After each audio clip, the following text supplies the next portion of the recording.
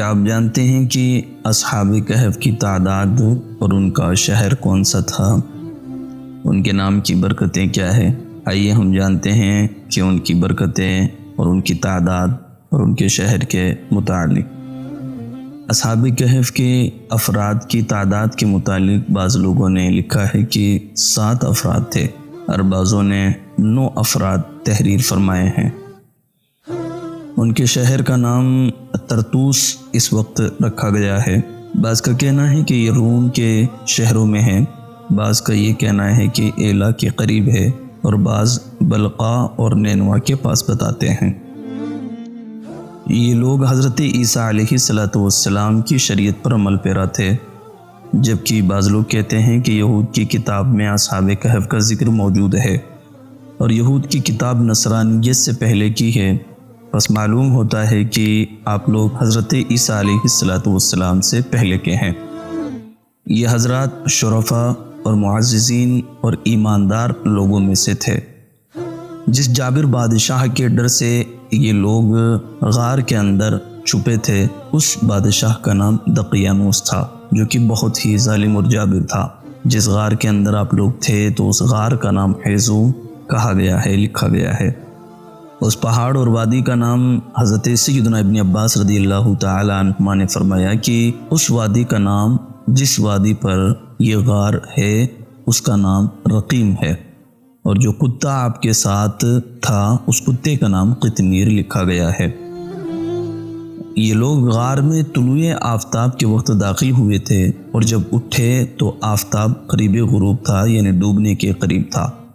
ان کا زمانہ شمسی تاریخ کے اعتبار سے 300 برس کا ہے اور قمری تاریخ کے اعتبار سے 309 سال کا ہے، کہ یہ 309 سال یا 300 سال اس غار کے اندر آرام کرتے رہے۔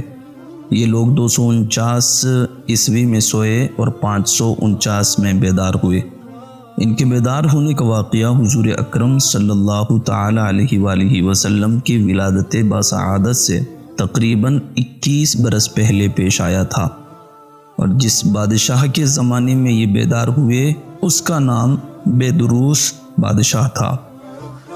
ان کے نام کی برکتوں کے متعلق حضرت سیدنا ابن عباس رضی اللہ تعالی عنہما سے بہت سے فوائد منقول ہیں۔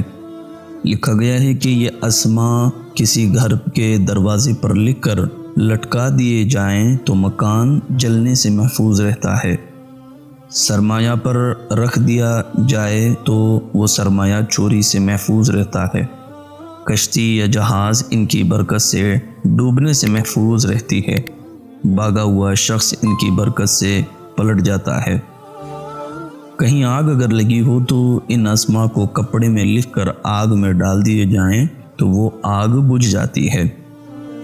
اگر کوئی بچہ زیادہ روتا ہے تو ان ناموں کو لکھ کر اس کے سر کے نیچے رکھ دیے جائیں تو انشاءاللہ اس کا رونا بند ہو جائے گا۔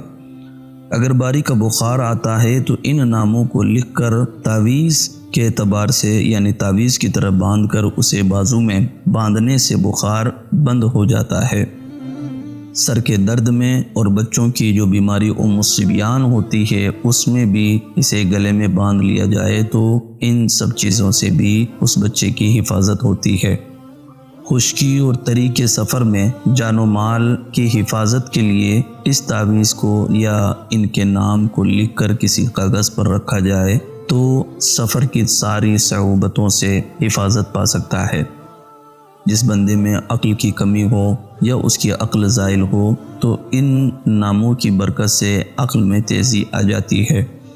قیدیوں کی آزادی کے لیے بھی ان ناموں کو اپنے پاس رکھنا بہت مفید ہے۔ کھیتی کی حفاظت کے لیے ان ناموں کا تعویذ لکڑی میں باندھ کر کھیت کے بیچ میں گاڑ دینے سے کھیت ساری خرابیوں سے محفوظ رہتا ہے، اور کسی حاکم یا آفیسر کے پاس جانا ہو تو ان ناموں کا تعویذ داہنی ران پر باندھ کر جائے، حاکم نرم دل ہو جائے گا۔